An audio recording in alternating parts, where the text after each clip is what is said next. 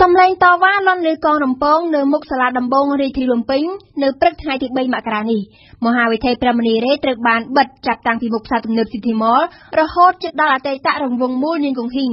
ដោយសកម្មជនសិទ្ធិមនុស្សជាង300នាក់ក្នុងនោះរួមមានអ្នករត់ម៉ូតូឌុបរ៉ឺម៉កកង់3ព្រះសង្ឃនិងសកម្មជនតវ៉ាសិទ្ធិដីធ្លីផងដែរជាការតវ៉ាទាមទារឲ្យសាលាដំបងរាជធានីភ្នំពេញដោះលែងលោកវ៉ាន់ពៅប្រធានសមាគមប្រជាធិបតេយ្យឯករាជ្យសេដ្ឋកិច្ចក្រៅប្រព័ន្ធនិងបាតកោដទៃទៀតសរុបចំនួន10នាក់ដែលត្រូវបានចាប់ខ្លួនកាលពីថ្ងៃទី2មករានិងត្រូវបញ្ជូនទៅសាលាដំបងតាំងពីព្រឹកព្រលឹមថ្ងៃទី3មករានេះអ្នកដែលជាប់ឃុំទាំងអស់ត្រូវបានតុលាការចោទប្រកាន់ពីបទប្រើប្រាស់អំពើហិង្សានេះបើតាមការឲ្យដឹងរបស់លោកច័ន្ទសូវេតមន្ត្រីស៊ើបអង្កេតរបស់អង្គការសិទ្ធិមនុស្សអាត6នៅក្នុងការតវ៉ានៃព្រឹកនេះលោកកឹមសុខាអនុប្រធានគណៈបក្សសង្គ្រោះជាតិក៏បានលេចមុខមួយផ្លែដែរដោយលោកបានទាមទារឲ្យសាលាដំបងដោះលែងអ្នកជាប់ឃុំទាំង10នាក់ឲ្យពួកគេចេញមកព្យាបាលរបួសឲ្យជាសះស្បើយសិនមន្ត្រីស៊ើបអង្កេតអង្គការអាត6លោកច័ន្ទសូវេតបានលើកឡើងពីស្ថានភាពសុខភាពរបស់លោកវ៉ាន់ពៅនិងអ្នកជាប់ឃុំទាំង9នាក់ផ្សេងទៀតថាមានលក្ខណៈធ្ងន់ធ្ងរដោយសារតែការវាយដំក្រោយការឃុំខ្លួន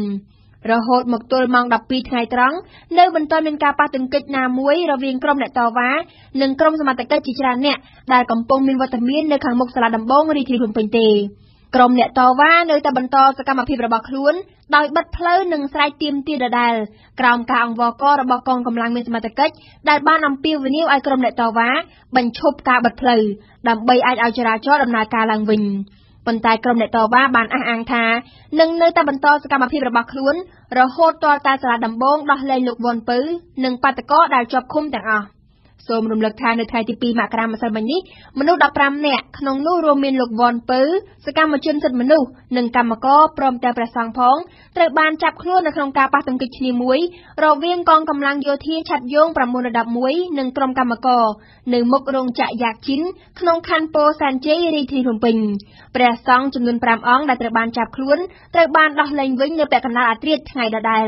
ដោយឡែកលោកវ៉ាន់ពៅនិងបាតកោដទៃទៀតសរុបចំនួន10នាក់ត្រូវបានបញ្ជូនទៅកាន់សាលាដំបងដើម្បីសាកសួរតាំងពីព្រឹកព្រលឹមថ្ងៃទី3មករានេះអង្គការសង្គមស៊ីវិលនិងសហជីពចំនួន5បានចេញសេចក្តីថ្លែងការណ៍រួមមួយដោយហៅការបង្ក្រាបនិងការចាប់ខ្លួនមនុស្ស10នាក់ដោយកម្លាំងយោធាកាលពីថ្ងៃប្រហោះម្សិលមិញថាជាការរំលោភសិទ្ធិមនុស្សធ្ងន់ធ្ងរនិងបង្ហាញនូវចរិតសម្លាប់មនុស្សដោយចេតនាសេចក្តីថ្លែងការណ៍ដដែលបានអំពាវនាវឲ្យមានការដោះលែងអ្នកជាប់ឃុំទាំង10នាក់ជាបន្ទាន់ព្រមទាំងចាត់វិធានការចាប់ខ្លួនទាហានដៃដល់ដែលបង្ក្រាបសកម្មភាពសហជីពយកទៅផ្ដន្ទាទោសតាមច្បាប់